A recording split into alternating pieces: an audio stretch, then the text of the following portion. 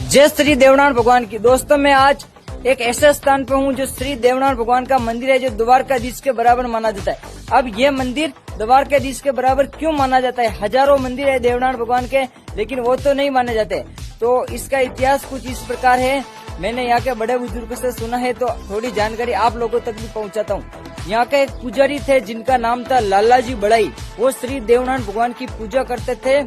एक समय में यहाँ के आसपास के गांव द्वारकाधीश जा रहे थे, जब श्री देवनारायण भगवान की मूर्ति लाला भोपा जी से बात भी करती थी। श्री देवनारायण भगवान उनसे बात भी करते थे। तो लाला भोपा जी ने श्री देवनारायण भगवान को बोला था कि भगवान मैं भी द्वारकाधीश जाना चाहता हूँ। तो श्री देवनारायण भगवान ने कहा कि अरे क्या भोला आदमी है रे तू, तेरे लिए तो द्वारकाधीश यही है, यही द्वारकाधीश। फिर उन्होंने मन उदास कर लिया। तो श्री देवनारायण भगवान ने कहा कि अगर तेरी इच्छा हो रही है तो जाया, तू जाया। श्री देवनारायण भगवान ने बोला तू जाया, जा तेरे द्वारकाधीश जाने की इच्छा हो रही तो जाए। तो मतलब वो पूजा करता था, तो संग था, झालर थी, जो भी वो उनके थे वो साथ में लेके गया था उनके साथ में।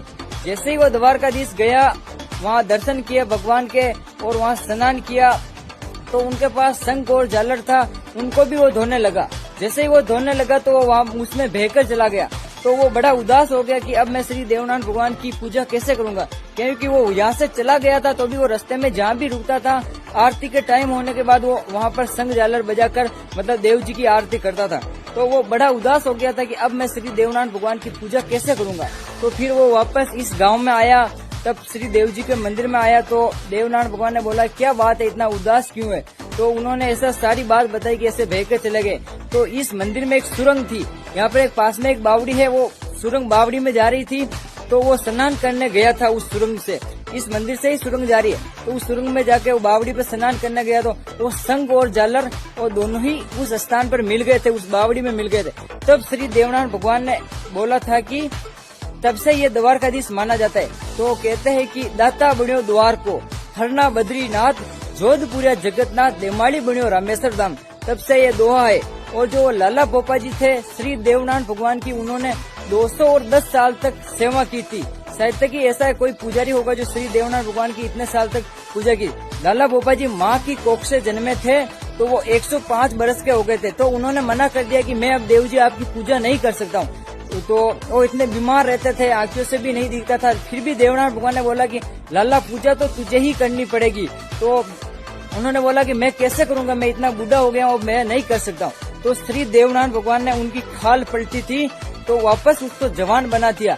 105 वर्ष तो माँ की कोख से जन्मे हुए और 105 वर्ष श्री देवनारायण भगवान ने खोड़िया में खाल पलटी, तब उन्होंने तो फिक्स 200 वर्ष तक देवनारायण भगवान की पूजा लालाजी भोपा जी थे, जो बड़ाई थे, बड़ाई समाज के, उन्होंने यहाँ पर सेवा की थी।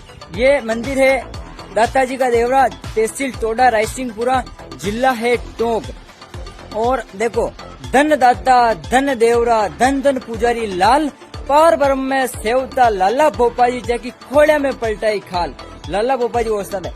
तो अभी तो यहाँ बडाना गोत्र के गुज्जर पूजा करते हैं, और यहाँ पर 24 भाई बगड़ावतों की भी मूर्तियां है, वहाँ का भी उनका भी मंदिर बना हुआ है।